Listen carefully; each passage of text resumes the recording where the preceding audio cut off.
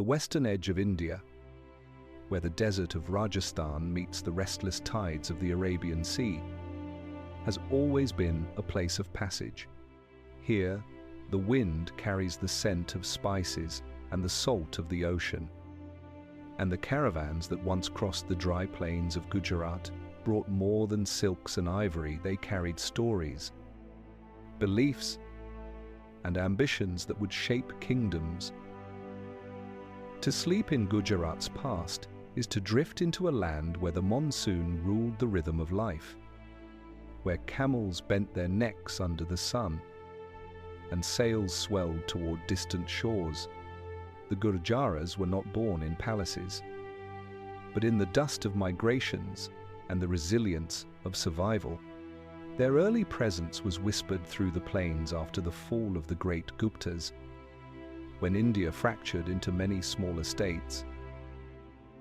Out of this shifting mosaic, the Gurjara clans rose, strong riders of horses, herders of cattle, and guardians of faith.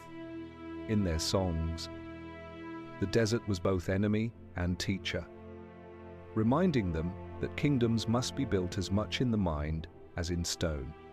From this land would come dynasties: Pratiharas, Solankis, Rajputs, who would guard India's western gates for centuries. They would battle invaders from the desert beyond, build temples whose carved pillars seemed to hold the sky, and guide ships from Cambay and Bharuch across the waters toward Arabia and Africa. Their history was not only of war, but of trade, devotion, and survival against the shifting sands of time. Tonight, let us wander into their story. The tale of the Gurjaras is one of rise and fall, like the monsoon rains that sweep the parched earth and then vanish into silence. It is a tale that whispers of fortresses and markets, of sunlit temples and desert winds, and of a people whose legacy lingers still in Gujarat's stones and songs. As the night deepens, we begin our journey into the heart of this forgotten civilization. In the centuries after the fall of the mighty Gupta Empire, northern India was like a mosaic broken into countless fragments. Great cities still stood, temples still echoed with hymns, but the order that had once bound the land together was gone. It was into this unsettled age, sometime in the 6th and 7th centuries, that the Gurjara people emerged. Their name was spoken softly at first, appearing in inscriptions and chronicles as if history itself was uncertain how to describe them. Were they warriors from the northwest who had migrated into India? Were they pastoral clans of Rajasthan who rose to prominence through resilience and fortune? Scholars have debated their origins for centuries. Yet in their story lies the seed of a civilization that would endure storms, both natural and human. The Gurjaras were people of the frontier. To the west lay Sindh, where the desert bled into the Indus Valley. To the east, the fertile plains of the Ganga, and to the south, the rugged hills of Gujarat that watched the Arabian Sea. In such a landscape, survival meant adaptation. They herded cattle across dry grasslands, depended on hardy camels, and cultivated crops when the rains permitted. Their homes were often simple, made of mud and timber, yet around the evening fire they sang songs of valor, of kinship, of the gods who watched over them. Life was not easy, but it was marked by an intimacy with the land, and from that intimacy came strength. What distinguished the Gurjaras was their mastery of the horse. Travelers from faraway lands often wrote that the horse was the companion of kings. Yet among the Gurjaras, it was the companion of shepherds and farmers as well. They bred them for endurance rather than luxury, and their cavalry, swift and lightly armed, could move across the deserts where heavy armies faltered. In time, this skill with horses would become a cornerstone of their rise. For in an India fractured by rival chieftains and raids from beyond the Hindu Kush, mobility was a weapon more powerful than swords. Their culture was not born in isolation. Gujarat and Rajasthan were crossroads, where merchants from Persia, Arabia, and Central Asia left traces of their languages and goods. It was not unusual for a Gurjara village to see foreign traders passing through, bearing glassware from the west or textiles from the east. The Gurjaras themselves absorbed these influences quietly, adding new gods to their shrines, new words to their tongue. Hinduism shaped their rituals, Jainism inspired their ethics, and Buddhism left echoes in their art and thought. They were not conquerors of faith, but borrowers, creating a culture that was both resilient and open. By the 7th century, the Gurjaras began to appear in inscriptions as rulers of small territories. In southern Rajasthan, near Mount Abu, one finds mention of their chiefs who built temples and sponsored villages. These were not yet the grand dynasties of later centuries, but the first steps toward legitimacy. Their authority rested not only on force, but on the gift of protection of cattle, of crops, of pilgrims who crossed their land. In this role, they were guardians, and from that guardianship came their political name, the Pratiharas, meaning those who protect. Legends tell of their rise with a touch of poetry.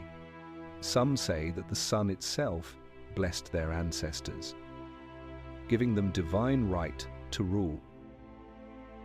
Others speak of their loyalty to the sacred cow, seeing in them a people destined to shield India's heartland from foreign storms.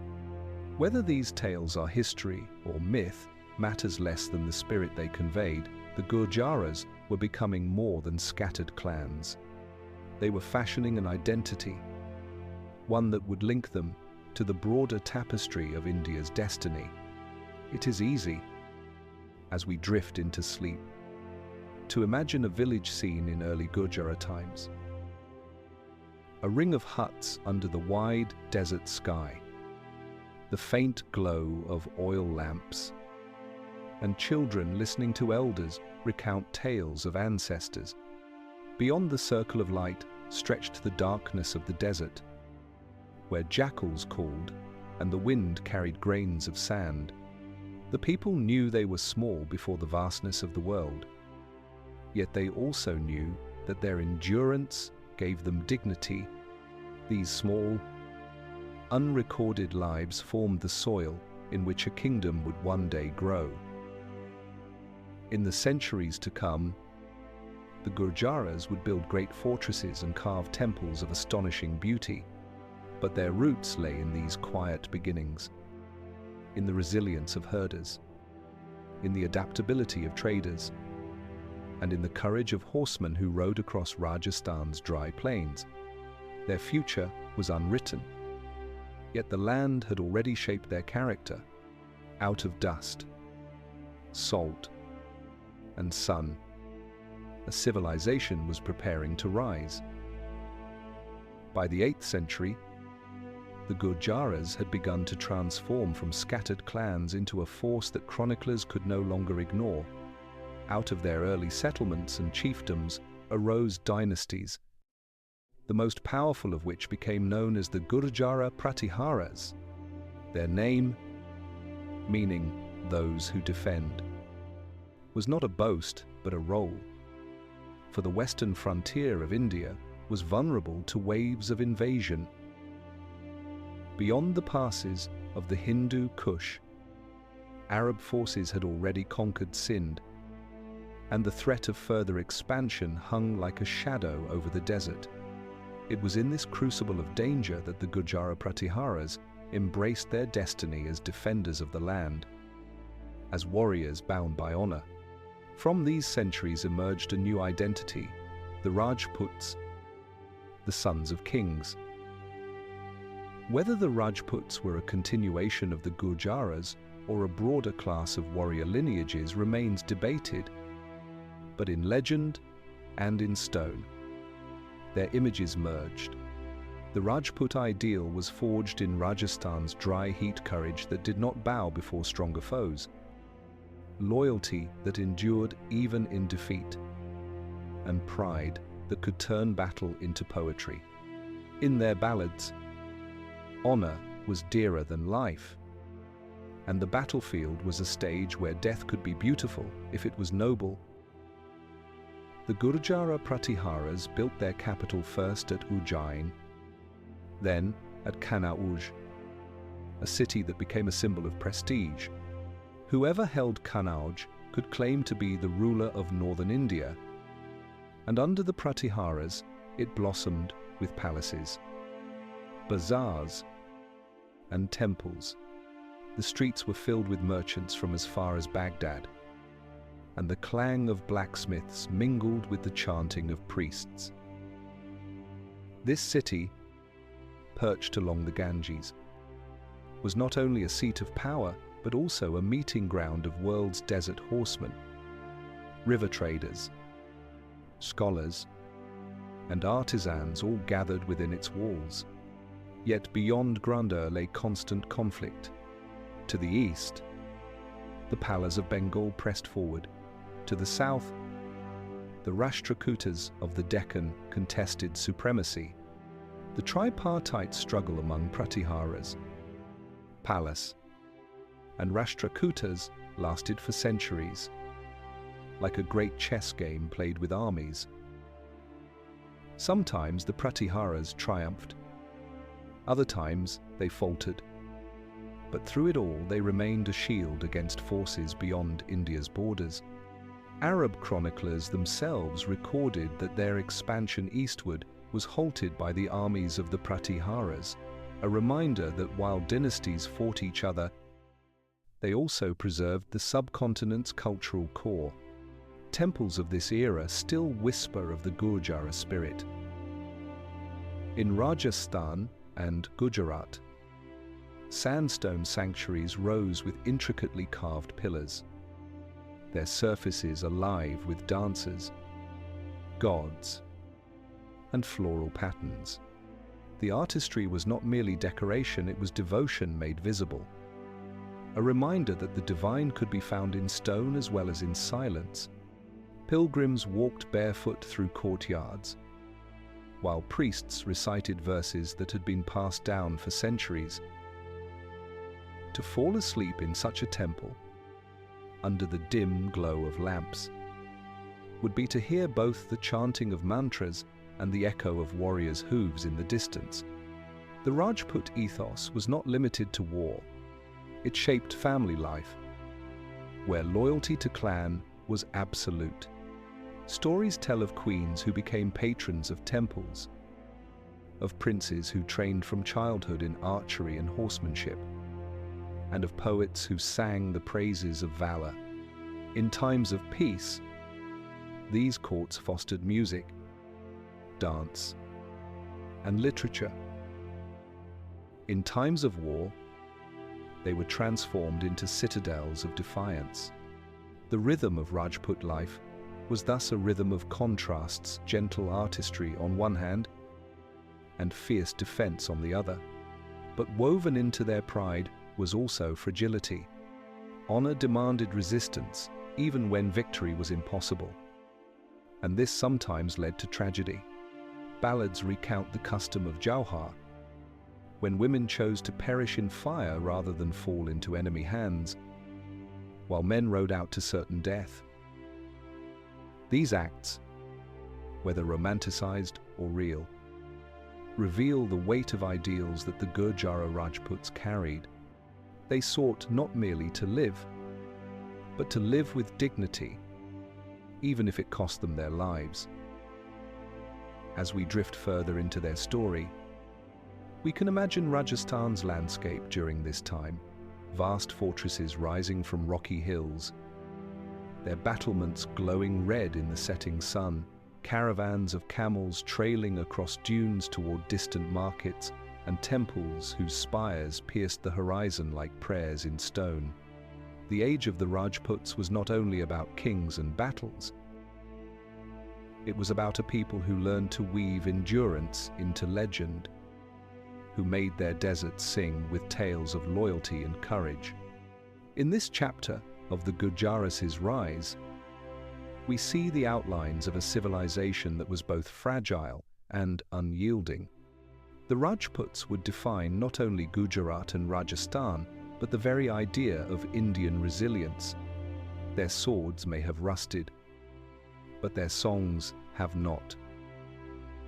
Even today, when the wind blows across the Thar Desert, it seems to carry echoes of their vow to defend, to endure, to remain unbroken. By the dawn of the 9th century, the Gurjara-Pratiharas were no longer a scattered federation of clans. They had become a dynasty of consequence. Rulers who were remembered not only for their wealth or their temples, but for their defense of the subcontinent itself. To the west, across the Sind and the deserts beyond, the armies of Islam were advancing. Arab conquests had already swept through Persia and into Central Asia, and in the year 711, the armies of Muhammad bin Qasim had reached Sind.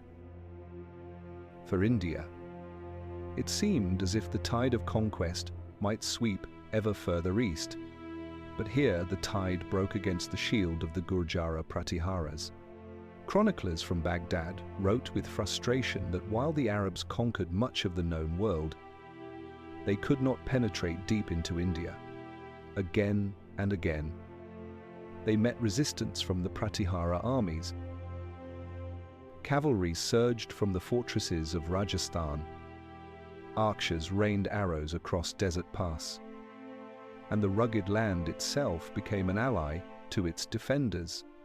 The Pratiharas earned their name, those who defend through blood and endurance. Their victories were not merely for themselves, but for the cultural heartland of India. The temples of Varanasi and the monasteries of Nalanda continued to flourish because the western frontier was held firm.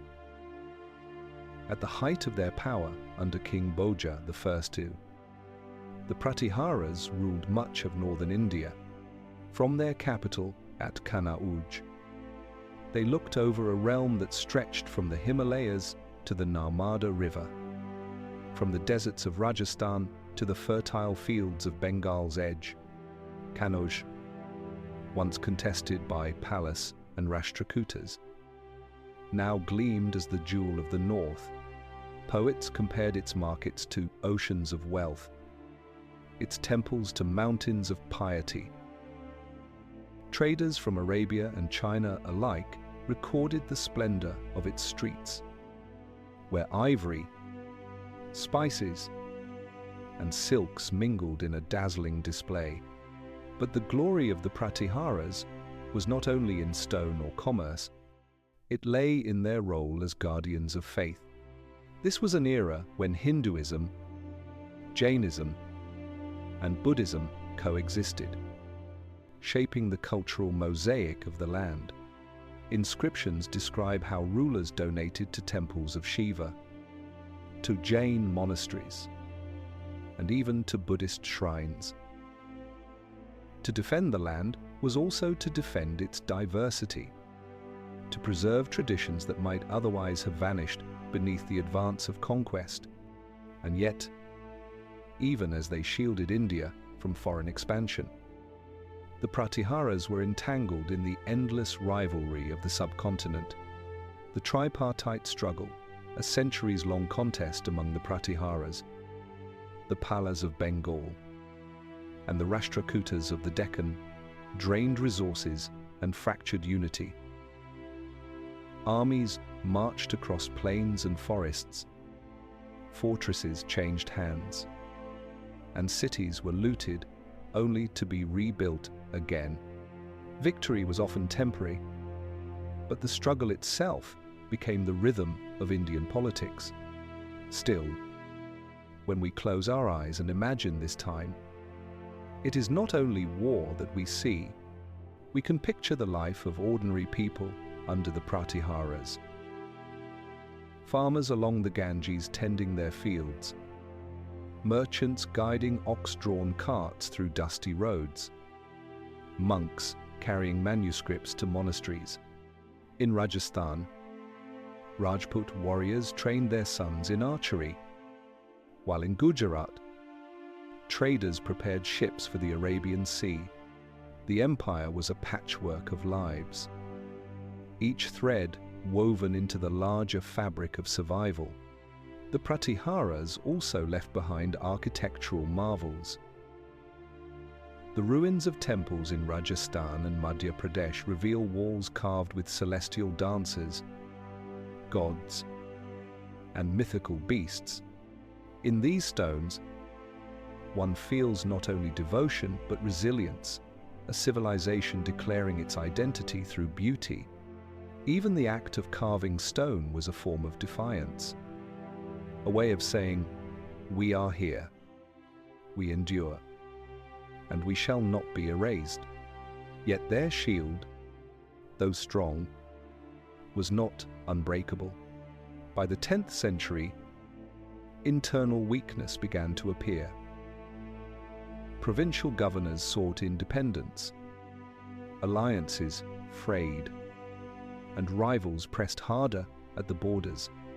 The Arabs had been held back, but new threats loomed: the Turks, the Ghaznavids, and eventually the Delhi Sultanate. The Pratiharas' great defense of India was real, but it was also temporary. No shield can last forever. Still, their role in history remains luminous. Without their resistance, the cultural landscape of India might have been transformed far earlier and far more abruptly. Instead, for centuries, the rhythm of Hindu temples, Jain philosophy, and Buddhist scholarship continued unbroken. The Gurjara-Pratiharas, though not always victorious, gave India time to adapt, to absorb, and to shape its own response to the challenges of history. As we let this chapter fade into the quiet of night, imagine standing atop the ramparts of a Pratihara fortress. The desert stretches endlessly, the wind howls, and in the distance, the horizon seems to shimmer with approaching armies. Yet the warriors hold their ground, shields raised, their eyes fixed on the land behind them. They know that what they defend is more than territory. It is a civilization's soul. When the Gurjara-Pratiharas established their authority in northern India, their strength was measured not only in battlefields, but in the grandeur of their cities. Among them, none shone brighter than Kannauj, a city whose name became synonymous with power and prestige. To rule Kannauj was to wear a crown recognized by all rivals. Its streets were lined with bazaars where silks fluttered like banners in the wind, where perfumes from Arabia mixed with the earthy aroma of Indian spices, and where merchants from faraway lands haggled under the shade of carved balconies. Travelers who visited Kannauj in the 9th and 10th centuries described a city of astonishing wealth. The palaces of the Pratihara kings rose above the crowded neighborhoods, their courtyards echoing with music and laughter. Scholars and poets gathered at court, supported by royal patronage, their verses weaving together devotion and praise. In the temples, carved pillars bore figures of gods and dancers, each telling a fragment of cosmic story. At night, the glow of oil lamps reflected in the waters of the Ganges, giving the city a dreamlike aura. Kannauj was more than a capital, it was a symbol of cultural unity in an age of political fragmentation. Its artisans carved sculptures that traveled across India, influencing temple design from Gujarat to Bengal. Its merchants linked inland markets with coastal ports, carrying cotton textiles, ivory, and indigo to the ships that sailed across the Arabian Sea.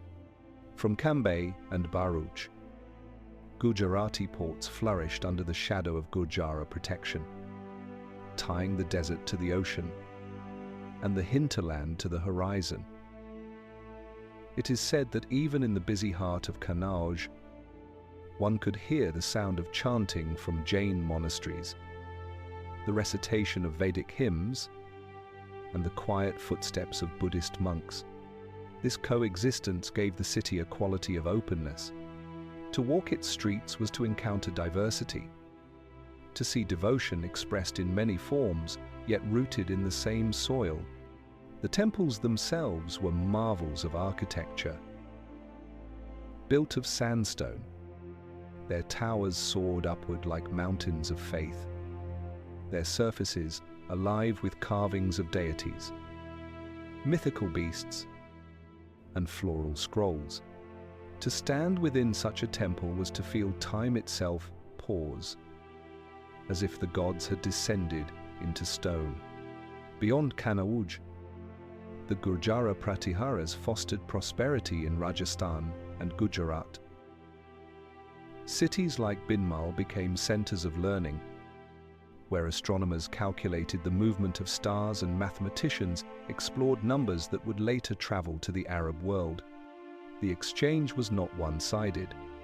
From Baghdad and Persia came new techniques of trade, new instruments of music, and stories that blended with Indian epics. The land was a meeting place, a threshold where cultures brushed against one another and left lasting marks. We must imagine the rhythm of life in these cities. At dawn, the riverbanks filled with pilgrims, offering flowers to the rising sun.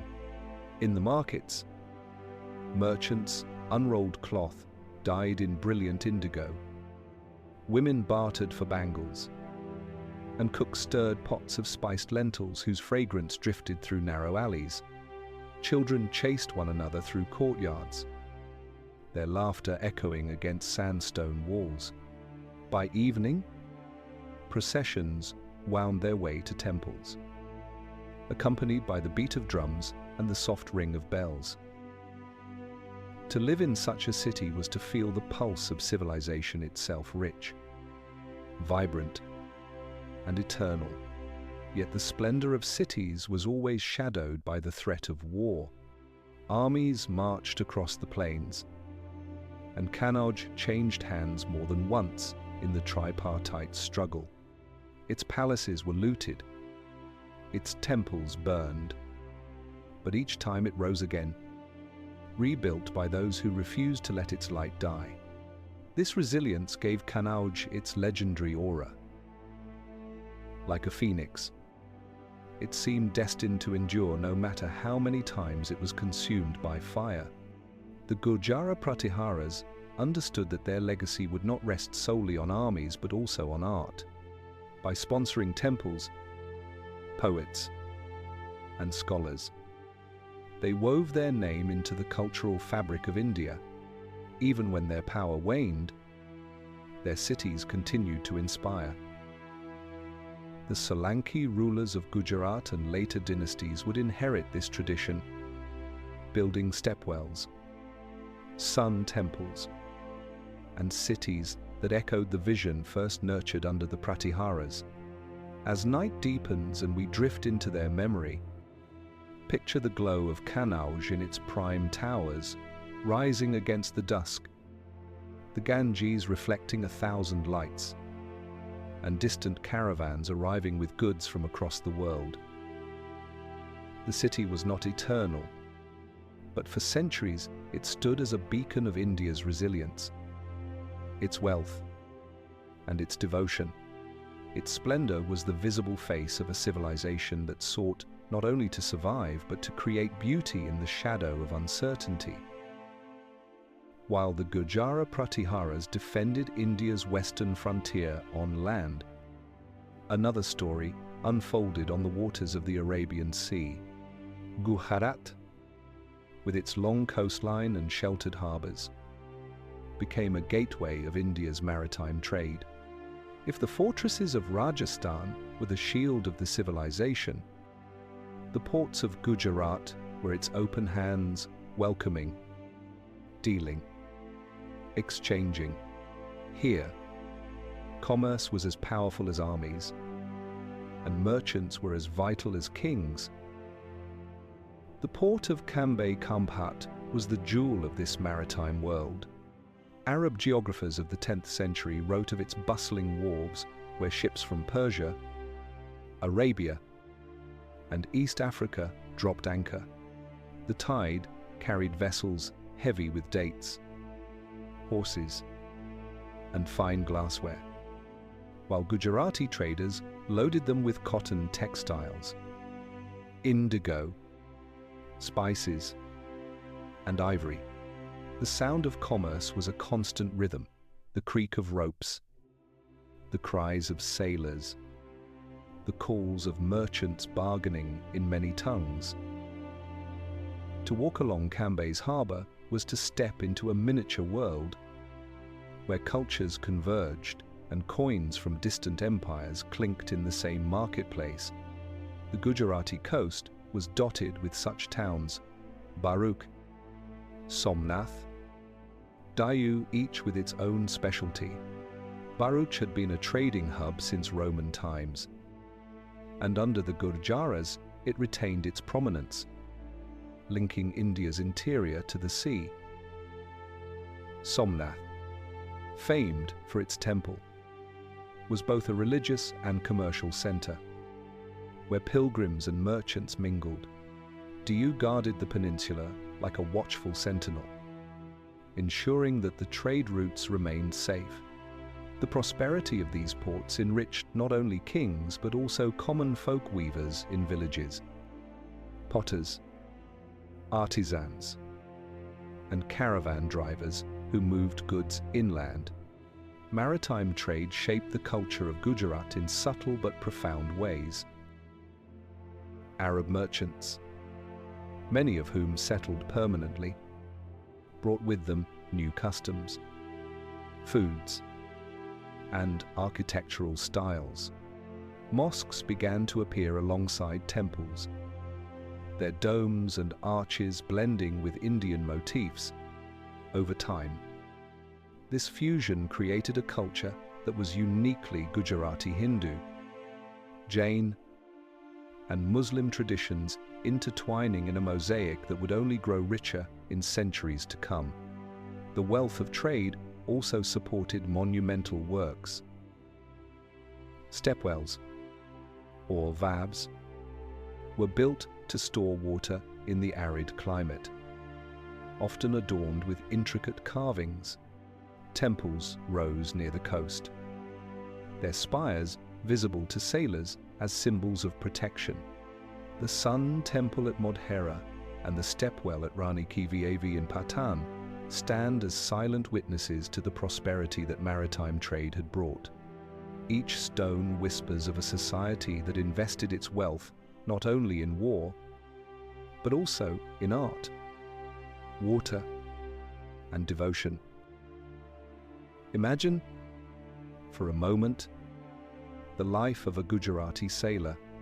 At dawn, he watches the monsoon clouds gather, knowing that the winds will soon carry his ship across the sea.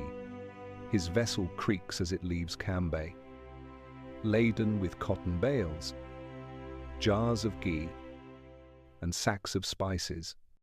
Weeks later, he docks at Basra or Aden, hearing new languages, tasting new foods, and marveling at the grandeur of distant mosques.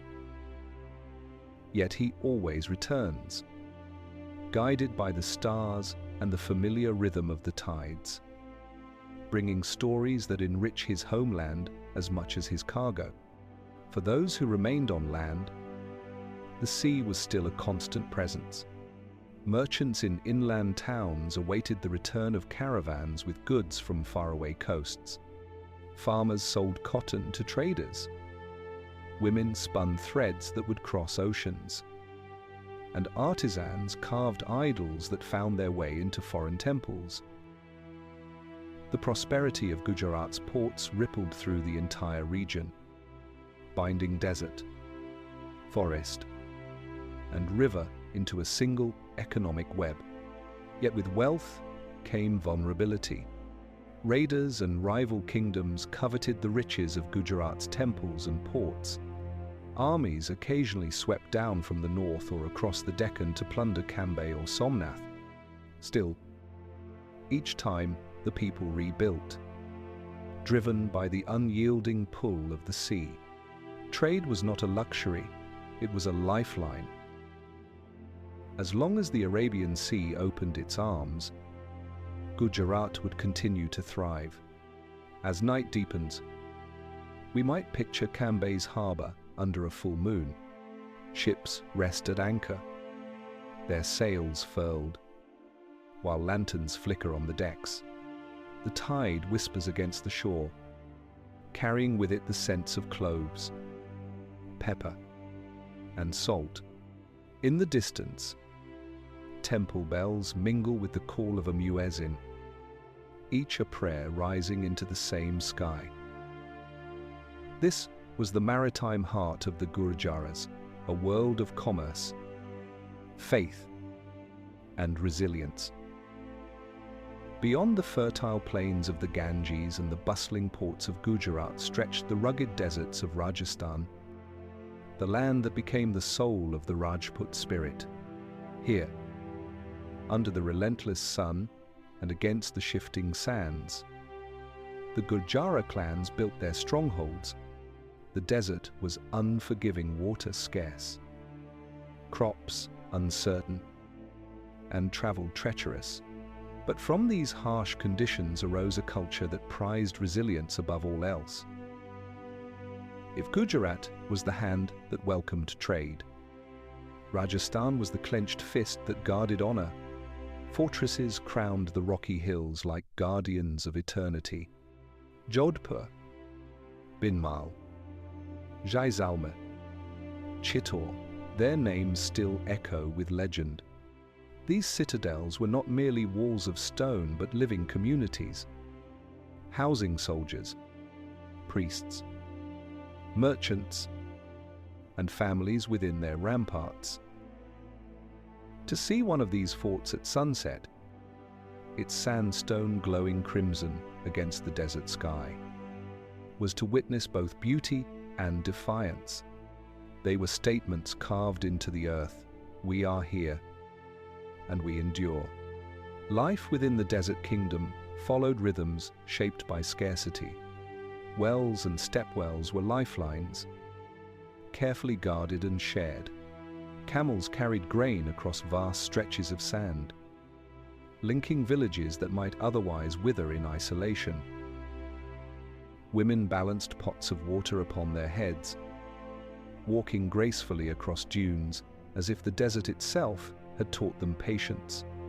Festivals, with their music and dance, brought color to lives often shadowed by hardship, reminding people that joy, too, could bloom in dry soil. The Rajput ethos infused every aspect of existence. From childhood, boys were trained in the arts of war, horseback riding, archery, and swordsmanship. Honor was not an abstract concept but a daily code, shaping decisions from marriage alliances to battle strategy. Songs told of warriors who rode into hopeless fights rather than compromise loyalty. Daughters were raised with equal pride, their marriages binding clans together, their devotion celebrated in poetry. In this desert world, family and honor were threads stronger than steel. Yet alongside this martial spirit thrived artistry. Jain temples in Mount Abu glistened with marble so finely carved that it seemed lace had been turned into stone. Court poets composed verses of love and valor, while painters decorated palace walls with vivid scenes of hunting, feasting, and myth. Even in scarcity, beauty was cultivated, as if the Rajputs sought to prove that the desert could not only harden the will but also refine the soul. The mid-cliffhanger of the Gurjara story lies here. For while Rajasthan's forts seemed unassailable, they were not immune to the great tides of history. Beyond the desert loomed new powers, the Ghaznavids from the northwest, the Ghurids, and eventually the mighty Delhi Sultanate. The Rajputs would fight them fiercely, but the desert could not shield them forever. Time and again, armies swept into Rajasthan, and time and again the forts endured sieges. Some fell, some survived, but the cycle revealed both the strength and fragility of the Rajput spirit. Legends of Jauhar, the mass immolation of women when defeat was certain, emerged most vividly in these desert struggles. Whether told with embellishment or grounded in truth, these tales reveal the depth of the Rajput code: better to embrace death than dishonor. For the people of Rajasthan, survival was not only measured in years, but in dignity preserved. The desert kingdom was thus a paradox, fragile in resources, yet unbreakable in pride. Imagine standing on the battlements of Chittor as night falls. The desert stretches endlessly, silent except for the wind that carries the scent of dry earth. Within the fort, torches flicker along narrow streets, and soldiers sharpen their blades in preparation for dawn. Below, an enemy army waits, its campfires glowing like stars scattered across the plain. The air is heavy with uncertainty, but the Rajputs are calm. For them, the desert has taught the oldest lesson, that endurance is victory, even if the battle is lost. In this chapter, the Gurjaras and their Rajput heirs reveal the essence of their civilization. It was not wealth alone that defined them, nor conquest alone, but the ability to carve meaning out of hardship. The Desert Kingdom stands as a reminder that greatness can rise not only from fertile fields and open seas, but also from barren sands, where the human spirit, tested by scarcity, shines with its fiercest light. For centuries, the Gurjara-Pratiharas and their Rajput heirs had stood like a wall against invasion. But by the late 10th century, that wall began to crack. The desert forts and the proud armies of Rajasthan could not forever keep out the storms that gathered beyond the Hindu Kush. From the west came new waves of conquerors, first the Ghaznavids, then the Ghurids, bringing with them a different kind of warfare and a different vision of rule. The Arabs of Sind had been contained, but the Turks and Afghans were more determined. They swept through mountain passes with cavalry that matched the Rajputs in speed and discipline. Mahmud of Ghazni, whose name became a legend across India, struck deep into the subcontinent in the 11th century. His campaigns were swift and devastating, targeting the wealth of temples and cities. Gujarat itself felt his wrath when the great temple of Somnath was plundered in 1026. Chroniclers tell of golden idols carried away, of bells silenced, and of pilgrims scattering in sorrow. Yet even in tragedy, the people rebuilt, for Gujarat had always risen from ashes. The arrival of these conquerors did not erase the Gurjara spirit overnight. Rajput clans continued to defend their forts, and merchants continued to sail from Cambay and Bharuch. But the balance of power shifted. The Pratihara dynasty, already weakened by internal struggles and the tripartite wars, could not resist the combined pressures of external invasions and local disunity. By the 12th century, the once great empire had fractured into smaller Rajput kingdoms, still proud, still fierce, but no longer united under a single shield.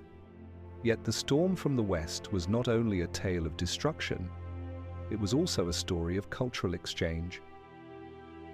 Arab and Persian merchants had long been present in Gujarat, living peacefully among Hindus and Jains. With the arrival of Turkic rulers, Islam became more visible in the land. Mosques rose beside temples.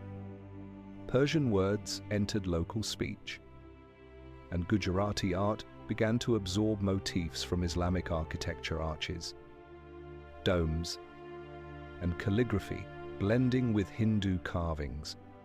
In time, this fusion would give Gujarat a distinctive style, a meeting place of faiths, a crossroads of stone and spirit. The resilience of the people was remarkable. Somnath, though plundered, became a site of pilgrimage again. Ports reopened, and trade routes remained active. Merchants understood that commerce thrived even in times of war, and ships continued to sail to Arabia and East Africa. For the common people, survival meant adaptation. Farmers plowed their fields, artisans carved idols and built mosques, and life went on beneath the shifting banners of kings. But the Rajputs remembered.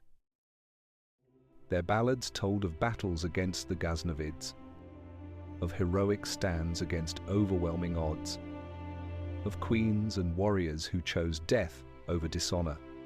These stories became part of Rajasthan's identity, passed from generation to generation, like embers kept alive in the dark, even in defeat. The Rajputs turned their struggles into legend, ensuring that the storm from the west would not erase their name. The Ghurids, successors to the Ghaznavids, pressed even further, paving the way for the Delhi Sultanate in the 13th century. For the first time, northern India would be ruled by Muslim dynasties that sought to consolidate long-term power.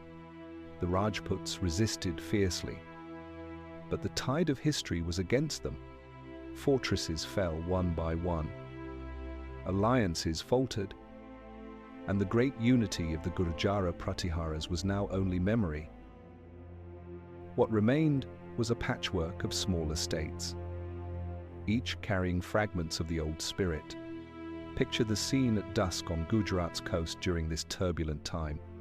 Ships still sway in the harbor, their sails ready for distant voyages.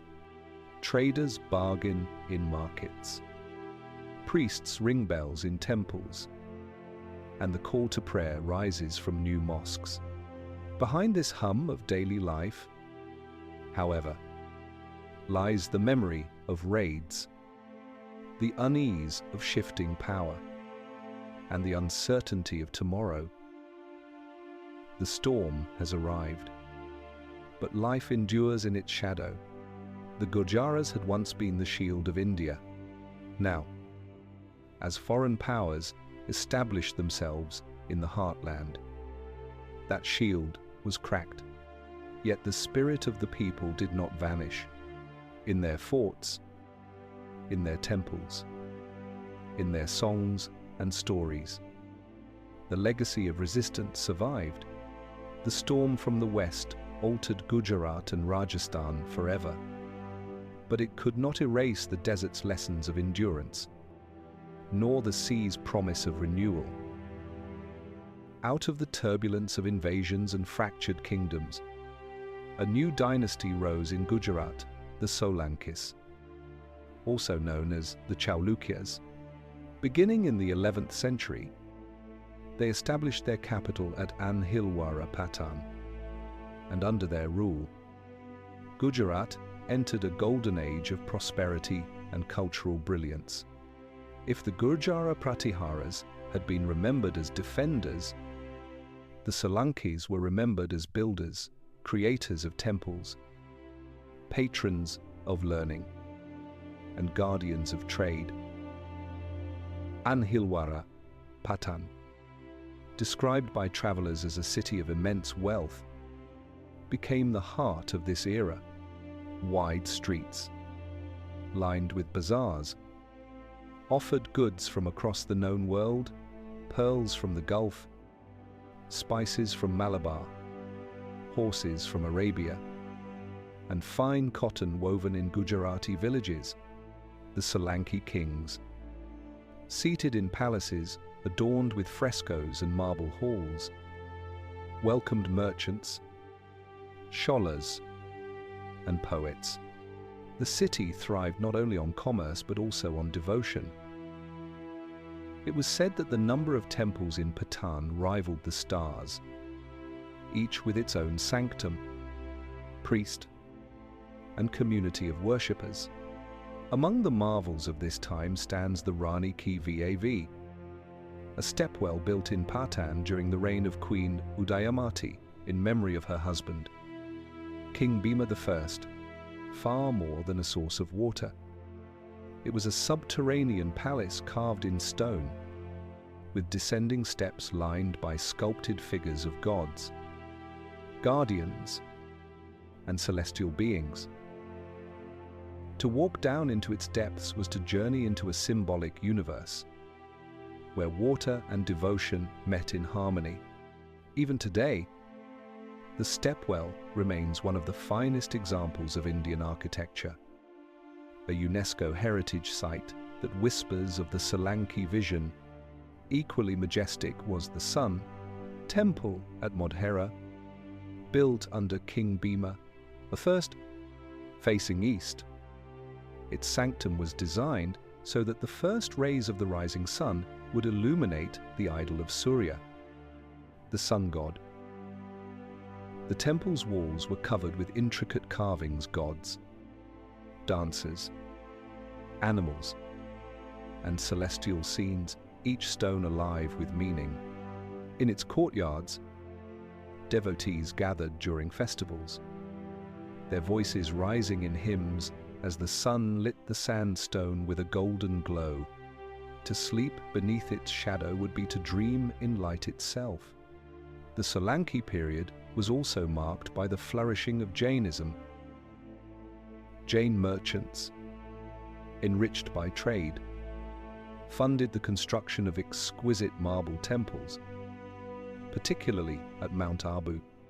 The Dilwara temples, with ceilings carved so delicately that they seemed like frozen lace, became symbols of devotion and artistry. Pilgrims climbed the hills to worship, leaving behind not only offerings but also inscriptions of gratitude.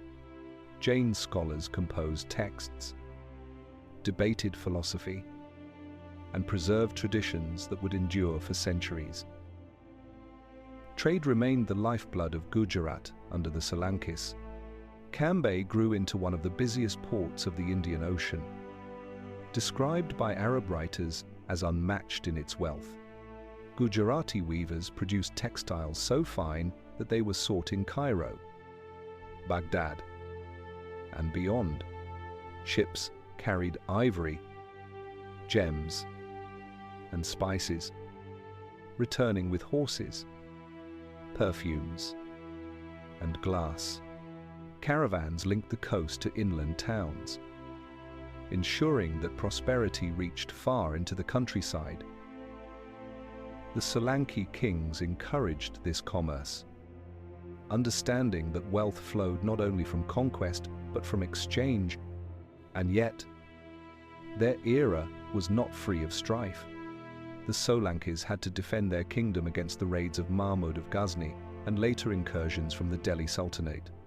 Fortresses were strengthened, armies assembled, and Rajput warriors once again rode to war. But the resilience of Gujarat lay not only in its forts but also in its ability to rebuild. Temples destroyed, were razed again. Ports plundered were reopened, and life returned with astonishing speed. The cycle of destruction and renewal became part of Gujarat's rhythm. Life in the Solanki era carried a richness that touched every level of society. Farmers cultivated cotton, millet, and wheat in fertile regions watered by canals and stepwells. Artisans carved idols and worked with ivory, stone, and bronze. Women participated in religious life, commissioning temples and supporting pilgrimages. Festivals filled the calendar, from the kite-flying celebrations of Uttarayan to the colorful dances of Navratri. The desert might have been harsh, but Gujarat's spirit was festive, resilient, and alive. As the night deepens, picture Patan in its prime. Lanterns flicker along the stepwell's descending corridors, the air cool and heavy with incense. In Modhera, the first rays of dawn prepare to pierce the temple sanctum, while in Cambay, sailors ready their ships for distant journeys. This was the Solanki age, a time when Gujarat was both a kingdom of stone and a kingdom of the sea, where beauty and resilience blended into a legacy that endures to this day. The brilliance of the Solanki era could not last forever. By the 13th century, cracks began to show in the once glorious kingdom of Gujarat.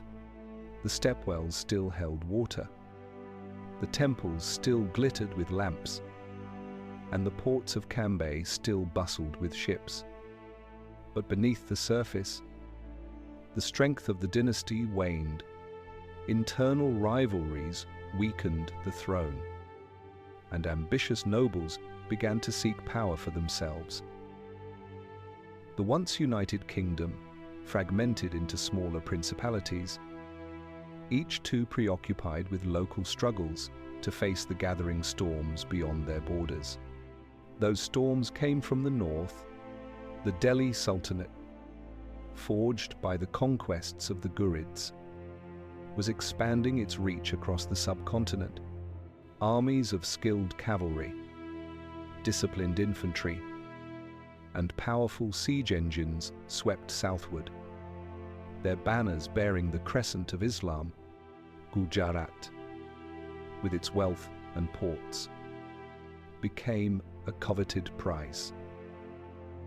The Solankis, though proud, were ill prepared for this new form of warfare. Their forts were strong, but divisions among Rajput clans left them vulnerable. The fall of Anhilwara Patan marked the turning point. The city that had once been described as rivaling the heavens was sacked, its temples plundered, and its palaces reduced to rubble. Chroniclers speak of treasures carried away, artisans scattered, and the streets that had once echoed with music falling silent. Yet, as so often in Gujarat's history, destruction did not erase resilience. Markets reopened, and life continued. Though under new rulers, the ports, too, suffered but endured. Cambay remained a center of international trade, even as power shifted from Hindu kings to Muslim sultans. Merchants cared little who ruled, so long as ships could sail safely and profits could be made. Arab, Persian, and African traders continued to arrive, and Gujarati textiles still found their way to distant lands. The rhythm of commerce outlasted the rhythm of dynasties. Cultural life also transformed. The arrival of Sultanate rule brought Islamic art, architecture, and administration. Mosques rose beside ruined temples, often built with the very stones of older shrines. Persian became the language of court and trade, blending with Gujarati to create a rich new vocabulary. Yet Hindu and Jain traditions did not vanish, they adapted. Pilgrimages continued to Somnath, and Jain merchants remained patrons of learning and architecture. The land became a mosaic, more intricate than ever, where multiple traditions coexisted, sometimes in harmony, sometimes in tension. For the common people, the decline of the Solankis meant little at first. Farmers still sowed millet. Weavers still spun cotton. Potters still shaped clay. Festivals continued, though often under the watchful eyes of new rulers. What changed most was the sense of security. Raids and wars became more frequent, and taxes heavier. The once golden age of stability gave way to an age of survival, where families clung to their traditions while adapting to the shifting winds of power. The Rajput clans, though diminished, refused to disappear. They retreated into their desert strongholds, maintaining codes of honor and resistance. Ballads of defiance grew louder as political control weakened. The spirit of Jauhar and the pride of loyalty lived on, fueling stories that would inspire generations long after the Solankis were gone. Imagine Gujarat in this twilight era. In Patan, the ruins of palaces stand beside new mosques, each stone a reminder of what has been lost and what has been born. In Cambay, ships still sway in the harbour, their sails ready to catch the monsoon winds. In the desert forts, Rajput warriors sharpen their swords by torchlight, vowing to fight even in hopeless odds. The land is changing, but its people remain bound to both memory and survival. The decline of the Solankis was not the end of Gujarat's story. It was a transformation, a passage from one age to another. Kingdoms rise and fall, but the rhythms of trade, faith, and resilience endure. Out of conquest and collapse, Gujarat would shape a new identity, one that carried forward both the pride of its past and the adaptability of its people. Every civilization, no matter how mighty, leaves behind more than ruins. It leaves memory, identity, and the subtle threads that bind past to present.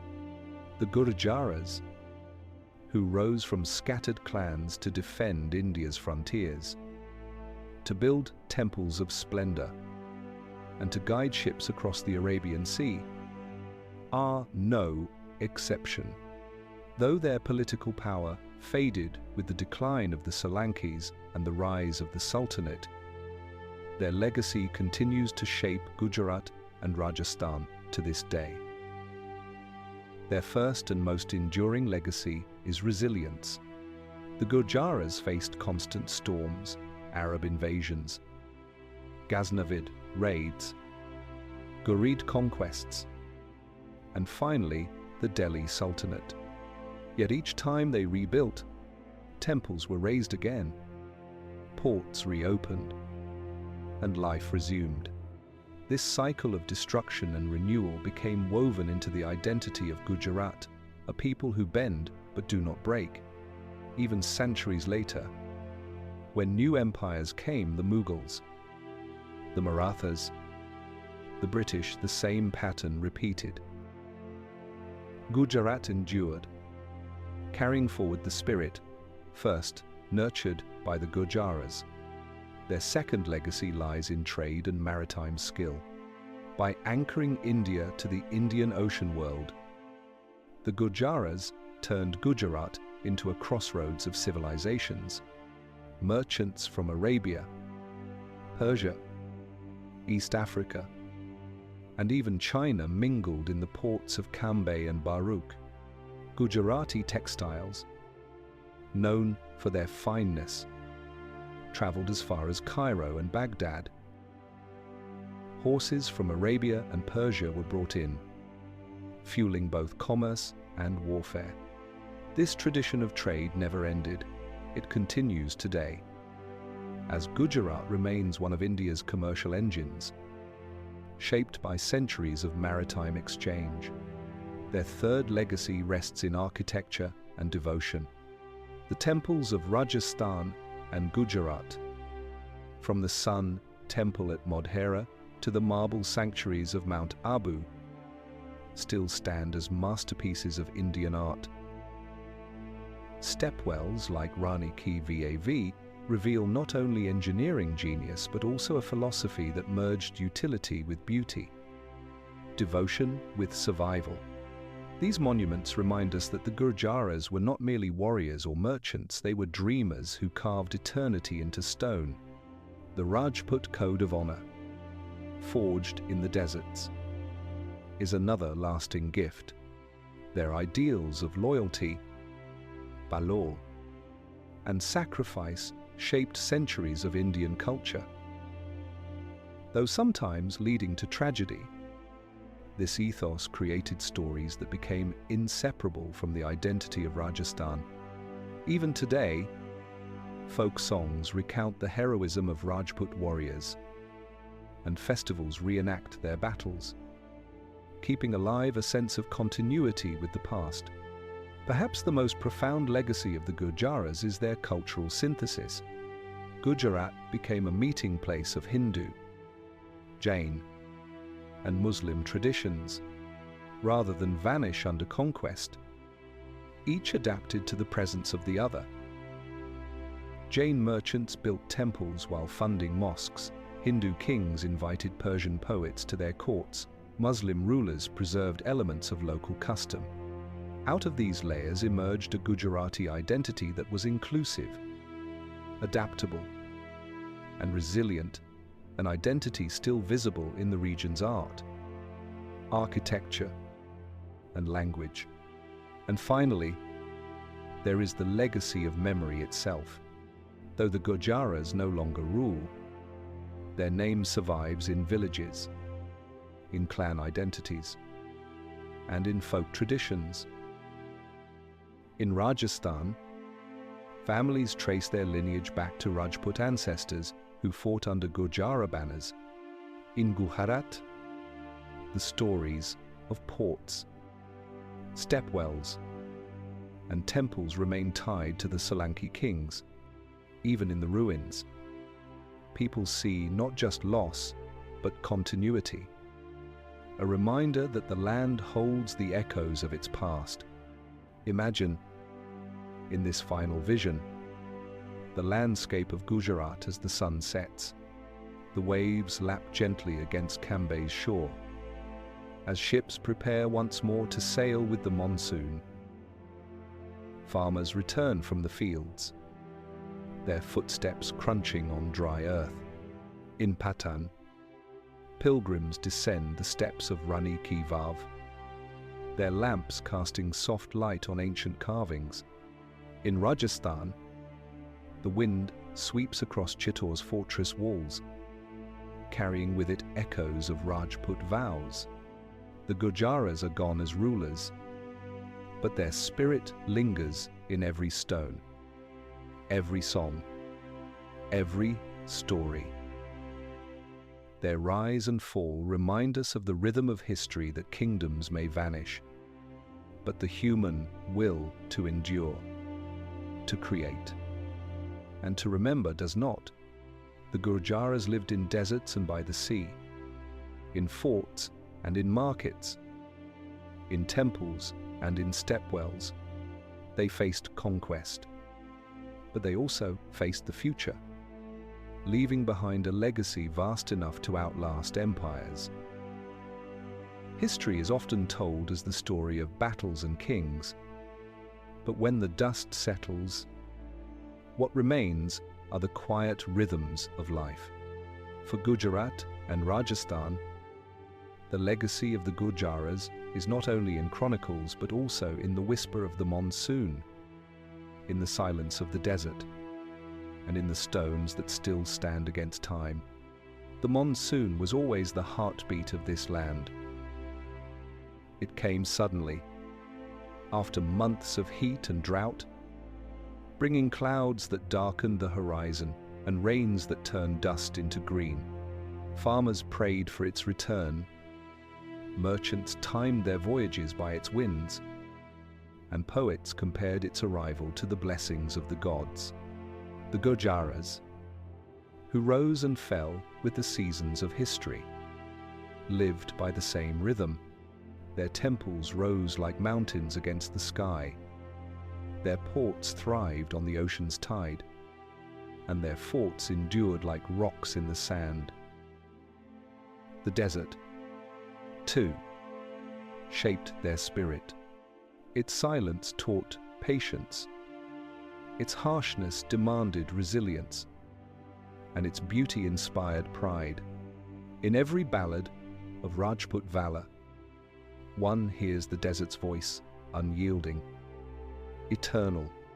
The people of Rajasthan and Gujarat learned to find dignity not in abundance, but in endurance. To create beauty, not in comfort, but in struggle. The desert was their stern teacher, yet also their eternal companion. And then there is the sea. From Cambay, Baruch, and Somnath, ships sailed across the Arabian waters, carrying not only goods, but also culture, ideas, and stories. The sea linked Gujarat to a wider world, ensuring that even in the face of invasion, the region remained open, connected, and alive. Traders brought back coins, horses, and perfumes, but also memories of distant lands. To sail the monsoon winds was to embrace both risk and renewal, a lesson as timeless as history itself. As we close this journey, imagine standing at Gujarat's coast at twilight. The air is heavy with salt, the sky painted in shades of gold and purple. Behind you lie temples and forts, stepwells and deserts, each carrying the echoes of centuries. Before you stretches the sea, infinite and open, carrying with it the same winds that once guided Gurjara ships.